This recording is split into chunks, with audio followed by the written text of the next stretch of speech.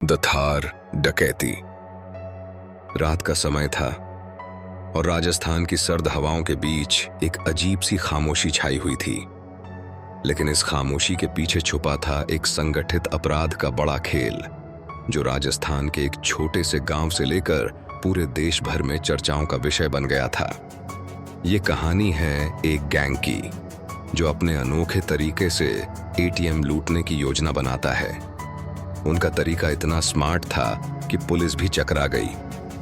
2021 की सर्दियों में एक छोटे से गांव में कई कुख्यात अपराधी एक नए डकैती के प्लान के साथ इकट्ठा हुए थे। उनके पास थी थार, रॉयल एनफील्ड की तरह दिखने वाली मजबूत और सर्व परफेक्ट गाड़ी, जिसका इस्तेमाल वे लूट के लिए करते थे। उनका एकमात्र उद्देश्य था एटीएम मशीनों से लाखों रुपए चुराना। लेकिन उनका तरीका था बिल्कुल अलग। वे लूट नहीं करते थे, वे तो उसे उठाकर ले जाते थे। यह गैंग किसी सामान्य डाकू गैंग से अलग था। उनके पास कोई पारंपरिक हथियार नहीं थे। उनका हथियार था स्मार्ट टेक्नोलॉजी। उन्होंने एक ऐसा उपकरण विकसित किया था जो किसी भी एटीएम मशीन के अंदर की चिप और पैटर्न को हैक कर सकता था, जिससे वे मशीन को बिना तोड़े, बिना किसी पुलिस अलर्ट के पूरी मशीन उखाड़कर अपनी कार में रख सकते थे। इनका तरीका इतना अनोखा था कि किसी को भी यह समझ में नहीं आता था कि चोरी हुई कैसे।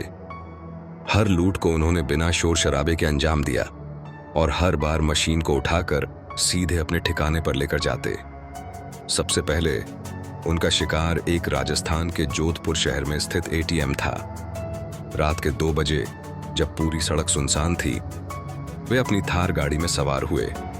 गाड़ी का इंटीरियर्स पूरी तरह से मॉडिफाई किया गया था ताकि वे बिना किसी की मदद के मशीन को आसानी से उखाड़ सकें। एटीएम के पास पहुंचते ही उन्होंने अपनी स्मार्ट डिवाइस को एक्टिवेट किया। कुछ मिनटों में ही उन्होंने मशीन को हैक कर लिया और उसे बिना किसी आवाज के निकाल लिया।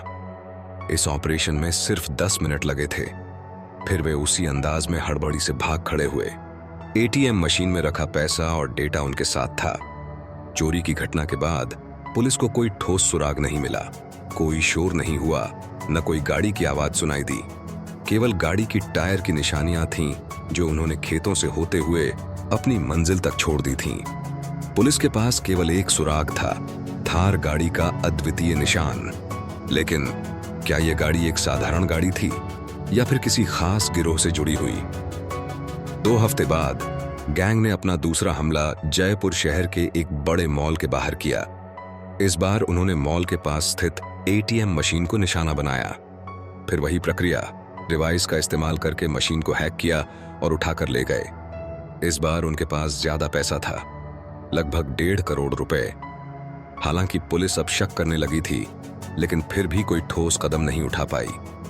हर बार वह गैंग अपनी योजना को और भी अधिक परफेक्ट तरीके से अंजाम देती रही। समय के साथ गैंग के सदस्य थोड़ा लापरवाह हो गए। एक दिन उन्होंने जयपुर के एक भीड़ भाड़ वाले इलाके में अपनी योजना बनाई। लेकिन इस बार एक बात गलत हो गई। वे गाड़ी का इंजन बंद करना भूल गए थे और कुछ लोगों ने गाड़ी से निकलते हुए सुनी। गवाहों ने पुलिस को सूचना दी। पुलिस ने एक जांच की और पाया कि ये अपराधी किसी अन्य घटना में भी शामिल थे। उन्हें पता चला कि गैंग की असली पहचान के पीछे उनकी थार गाड़ी का रजिस्ट्रेशन नंबर था। पुलिस ने गैंग के ठिकाने का पता लगाया और एक रात उन पर रेड किया। पूरा गैंग पकड़ा गया। लेकिन जब पुलिस ने उनके पास से लूटे हुए पैसे और उपकरण बरामद किए, तो एक और चौंकाने वाला खुलासा हुआ। उन अपराधियों के पास भारी मात्रा में हाईटेक डिवाइस थे, जिनका इस्तेमाल वे और अधिक एटीएम लूटने के लिए कर सकते थे। गैंग के सदस्य पुलिस को बता रहे थे कि उनका मुख्य उद्देश्य स्मार्ट टेक्नोलॉजी के जरिए बिना किसी शोर के लूट करना था, ताकि पुलिस कभी भी उनका पीछा न कर सके। लेकिन अब उनका खेल खत्म हो चुका था। यह कहानी बताती है कि किस तरह से अपराधी नए तरीकों का इस्तेमाल कर अपने अपराधों को अंजाम देते हैं और कैसे पुलिस के सामने आधुनिक अपराधी चुनौती बन सकते हैं। थार डकैती ने इस बात को साबित कर दिया कि पुराने तरीके से अपराध करना अब पासे हो गया है। अब डिजिटल और स्मार्ट गैजेट्स के माध्यम से अपराध किए जा रहे हैं।